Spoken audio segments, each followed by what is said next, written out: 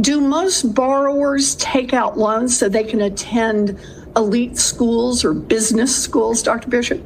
No, and as someone who's a low-income student who went to one of these elite schools, we know that the vast majority of borrowers are not coming from the Ivy League. That when we look at those selective schools, we see around 0.3% of all borrowers come from the Ivy Leagues. But as this push continues, push in the Biden administration to forgive at least some amount of student debt without means testing, just across the board. The idea is to knock down myth after myth about student debt. This is not, you're not going to give a big boon to Ivy Leaguers who are making millions of dollars. Here is Elizabeth Warren at the Senate Banking Committee hearing. Baking Committee sounds nice, though. Well, that's what it'll be replaced with after the Supreme Court is done with everything. Good. I'll be at the head of it. What's this woman doing on the Banking Committee? Yeah. This is more like silly. The Baking Committee. And she is questioning Equity Research Co-op co-founder Dr. Jaleel Bishop on that very question. Do most borrowers take out loans so they can attend elite schools or business schools, Dr. Bishop? No, and as someone who's a low-income student who went to one of these elite schools, we know that the vast majority of borrowers are not coming from the Ivy League. That when we look at those selective schools, we see around 0.3% of all borrowers come from the Ivy Leagues. Wait a minute, Dr. Bishop, can you say that one the other way? What proportion of student loan borrowers are not coming from the Ivy Leagues? So 99% come from institutions that are not the Ivy League. 99.7. According to your data, yes. Right? Okay. So they're not 99.7%. The money you would expend on developing a means testing apparatus would probably cost you more than allowing that 0.3% who went to an Ivy League school to get debt forgiveness. Now, that's also assuming that just by going to an Ivy League school, right? I mean, if you needed a loan to go to an Ivy League school, chances are you needed the money and you come from a family that is not super wealthy. Yeah, I know one person I grew up with who went to Yale and they took loans. And certainly it helps you on the job market to have come from Yale or Brown or Harvard, I imagine. It's not a golden ticket. But it's not a golden ticket.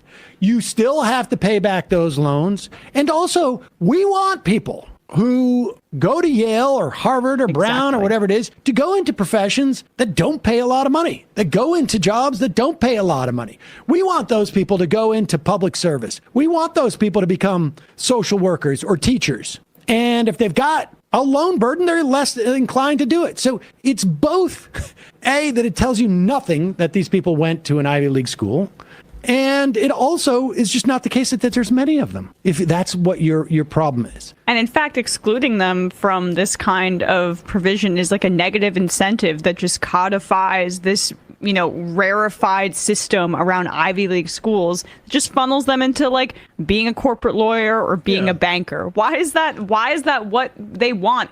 Because these kinds of people love Ivy League institutions. Yeah, I mean, this is, this... Elizabeth Warren, I used to be an Elizabeth Warren, not fan, but at least like defender and be like, well, for those of us who were in politics before 2016, she was one of the, more prominent progressives and she did some good stuff and she was always pressuring. She was a thorn in the side of Obama, which was really fun. But all that goodwill is just gone forever. It'll never come back. She's a snake. No matter what she does from now on for the rest of her life, I will blame her for kneecapping Bernie. Calling him a sexist and then not dropping out when she had no shot of winning. Fuck her. This exchange is geared towards one person, and that is Joe Biden, because he's got some people saying this is not a thing and other people saying this is a thing. And that's what's going on in the White House right now. Yeah. That is literally what's going on right now. And you have all these teal Republicans like Blake Masters who went to Stanford and J.D. Vance who went to Yale making the argument that Warren is refuting there. And it is like it's capitalism is really the problem. Like you look at what people go to school for quantitative analysis. What have they been doing for like my adult life is first they were moving fake numbers around that led to the housing crisis, and now they're doing crypto shit and like trying to make the next thing that a venture capitalist can sell to Google, right? Like that's the real problem, not eggheads going to college getting too woke. Yeah, we should have done the story on Blake Masters. I totally forgot. I read the piece in like the Arizona something over the weekend about how Blake Masters wants to the Supreme Court to look into overturning Griswold, and which is the birth control. Yep. I'm about to graduate from community college, and I'm not using the FAFSA system to take out student loans, but paying out of pocket is still ridiculously expensive. Can you get a Pell Grant? Can't you get a Pell Grant, or does that not apply to community college? The Connecticut from the 60s, which allowed for married couples to access contraception. These folks, and this is really just an aside, but they're the ones making this case, and it's being taken seriously. They're just Republicans, theocrats in different packaging. Like Blake Masters and J.D. Vance are supposed to be this new sexy flavor, all coming from Peter Thiel's brain trust, and he's funding their campaigns. And yet they're advocating for the same garbage. Here we go. Blake Masters. In Griswold, the justices wholesale made up a constitutional right to achieve a political outcome. I am opposed to judges making law.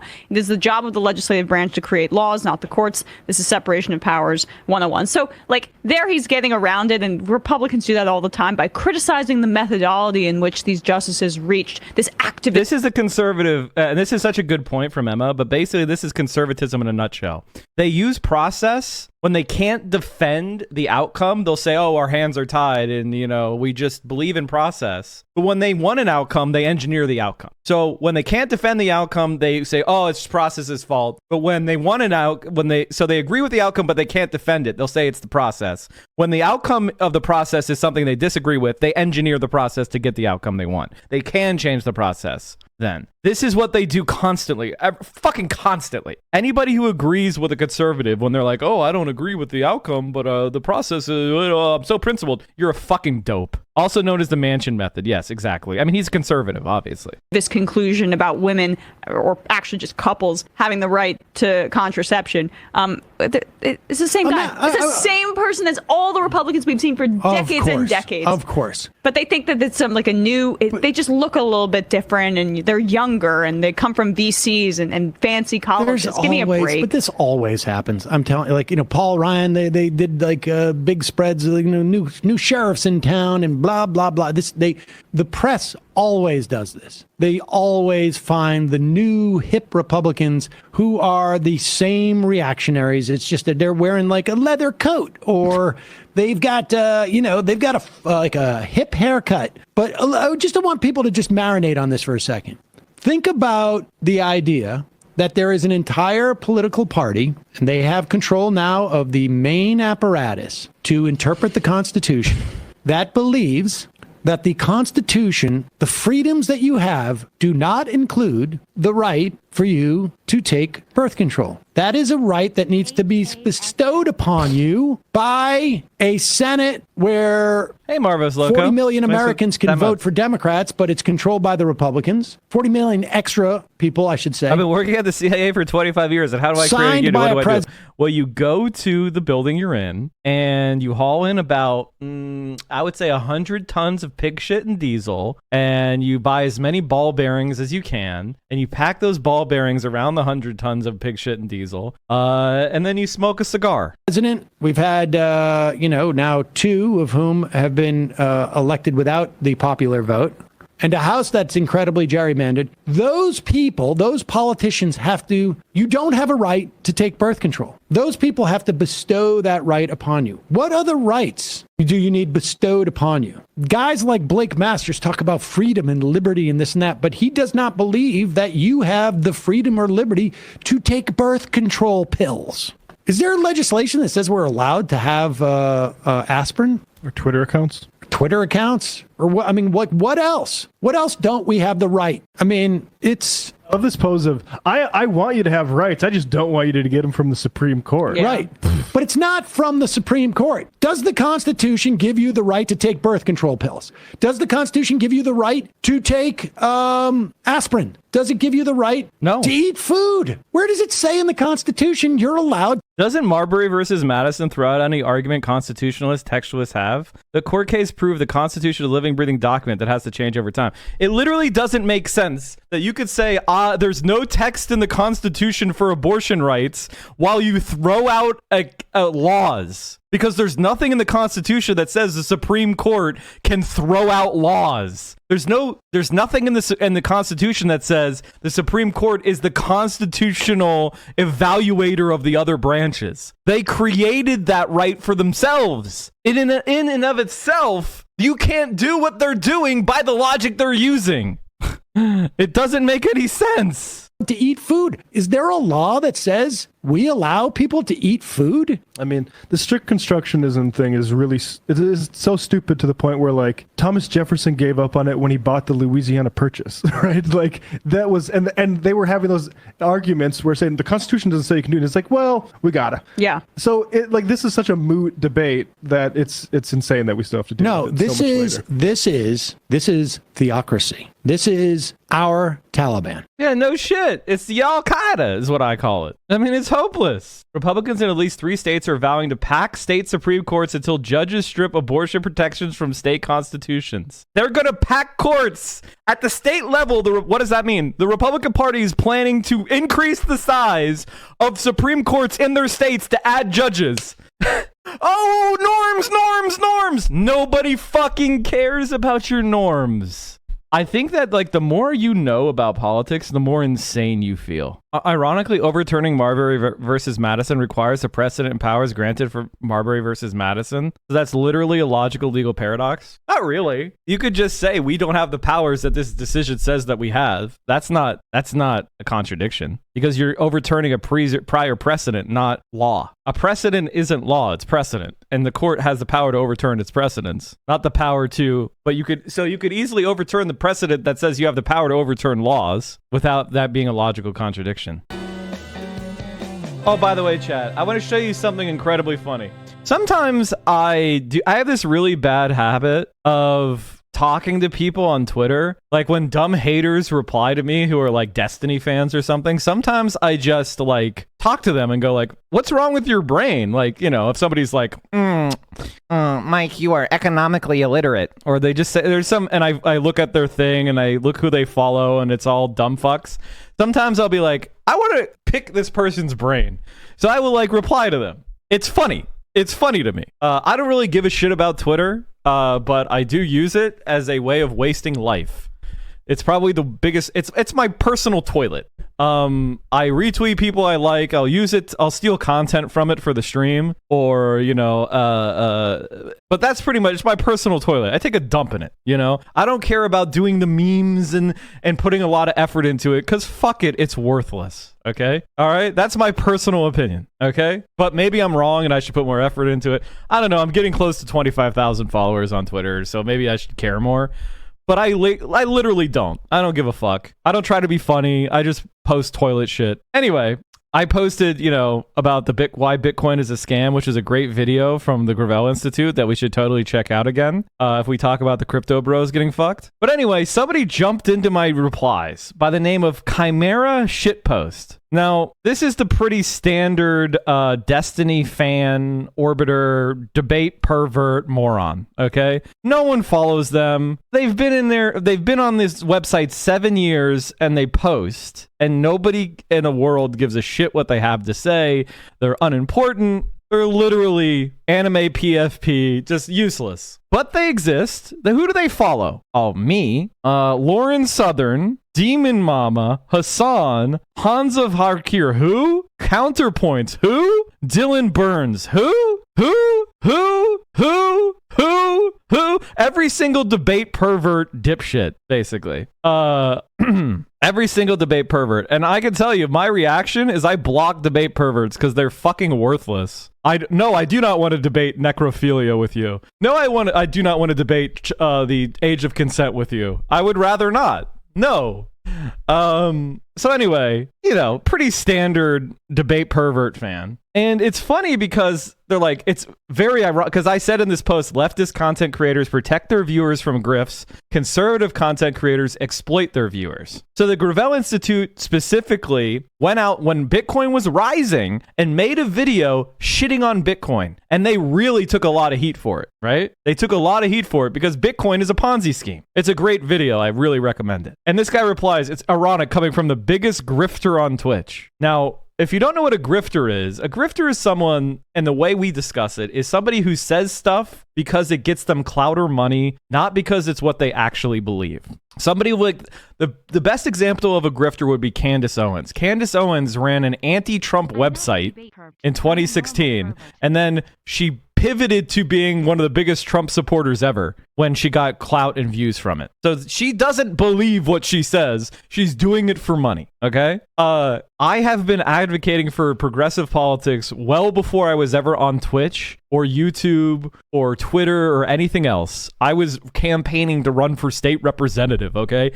This is not a grift. I'm doing it because I believe in it, and I've continued to do it for the better part of a decade doing advocacy, okay? So if I'm a grifter, then literally everybody is, okay?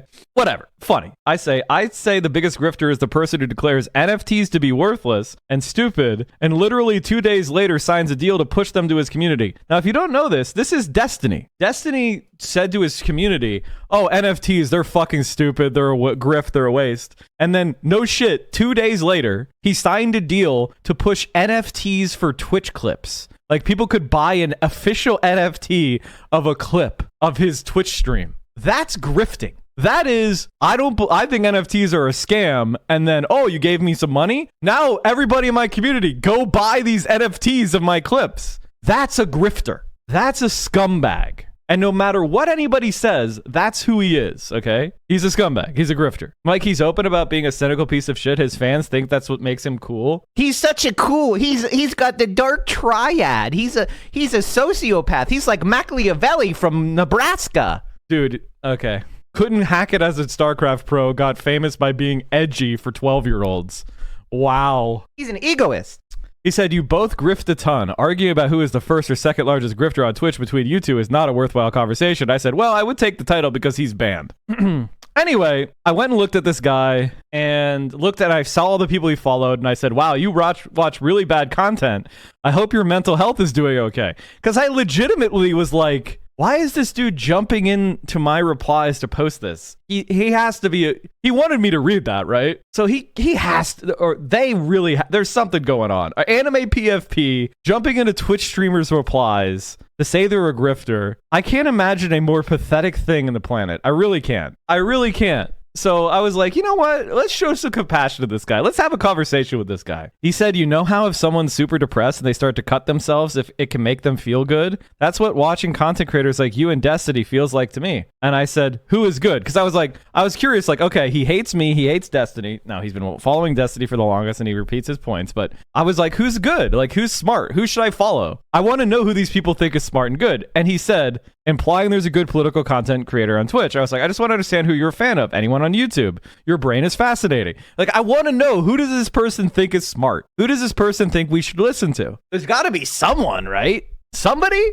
It says, is it a requirement to have someone on YouTube or Twitch that you are a fan of to have a political opinion? People on the right are ignorant on social issues, and people on the left are ignorant on economic issues. By the way, this is centrist Andy, aka Destiny's entire belief system. So he hates Destiny, yet he agrees with him completely. Okay, cool. I have yet to find any content creator who is competent with both. I was like, ignorant on economic issues, LMAO. I knew where this was going. And he says, epic Windu. I said, what specifically on economics am I ignorant about? He says, this is his big own. I'm not going to show you what I said. This is his big own. Okay? I'm ignorant on economics. Are you ready for? I don't know if you've changed your positions recently, but the things that immediately come to mind are your positions on minimum wage and rent control used to be incredibly fucking stupid, and anyone who shares those opinions of yours should be laughed out of the room. So what is my opinion on minimum wage? Well, I think the minimum wage is way too low in the United States, and it's hurting economic growth, and that if you raise the minimum wage, you actually increase the equity of the economy without any corresponding job losses or inflation. Okay? Raising the minimum wage is good, right? That's my position on minimum wage. Now, there's some level of minimum wage that's too high, but the United States of America, $15 of minimum wage ain't it, because we've had multiple states do $15 minimum wages, and it's done nothing to harm their economies and just helped people out. But here's the thing. That's not just my opinion, man. I'm sorry you're not up on basic econ. David Card and Alan Kruger won the Nobel Prize for Economics last year, agreeing with my position on minimum wage. Oops. I should be laughed out of the room for sharing the position of the guys who won the Nobel Prize for Econ last year. Oops. Every year, this year's Nobel Prize in Economics has been awarded to U.S.-based economist David Card for his work with Alan Kruger and reversing the perception. Before Card and Kruger, everyone knew that imposing or increasing a minimum wage would cost jobs. Employers wouldn't have the money to keep as many staff. Card and Kruger work turned that proposition into the Loch Ness monster of economics, often discussed but never actually seen. It wasn't just that economists weren't looking hard enough to find it, it was that it wasn't there. So they literally proved that raising the minimum wage doesn't cause jobs, and they got the Nobel Prize for Economics. I'm the ignorant one, though. This is what these debate bro Andys, this is the level they're on. They're fucking stupid, and they listen to dumb people who talk fast. And that is the kind of so I'm taking this time up, not just normally I wouldn't bring this up, but the point is I wanted to show you what a nuclear dunk looks like. I wanted you to see what it looks like when you 360 windmill dunk on a dumb debate bro, what it looks like. They don't know what they're talking about. Centrists are wrong about econ. Confident, quick conservatives, nothing unique. Exactly. Did Obama win a Nobel Peace Prize, though? Yes, he did. That's a different organization. Nobel Prize isn't always spot on. Didn't Obama win the Nobel Peace Prize? It's a different organization. But the point that's being made here is you can't say raising minimum wage is good should get you laughed out of the room, because that's the entire way that somebody like Destiny or a debate pervert acts. Oh, this person disagrees with me? Laugh at them. It's not, oh, they're wrong about a fact. Here's a fact and information. It's all posturing. The facts are that raising the minimum wage is good. And it's not just my opinion, man. It's the opinion of mainstream econ. So how could this guy be so fundamentally wrong? I feel like a lot of people, rather than looking for good and well-sourced opinions and information, they just end up agreeing and formulating their opinions around what's easiest to consume. You got it. It's trying to dehumanize you so they don't have to argue against your points. That's exactly right. That's exactly right. Anybody who doesn't like me, their main reason is because they've been part of a community who's trying to dehumanize me. That's it. That's literally it. Check out this psychotic article on why it's time to move past Washington's cautious approach on Ukraine. Oh, fuck me, no. I love how this guy says there's no one on Twitch that he agrees with when his positions are supported by mainstream media. He's just a conservative. His positions are everywhere. Drac Marius, thanks for the prime.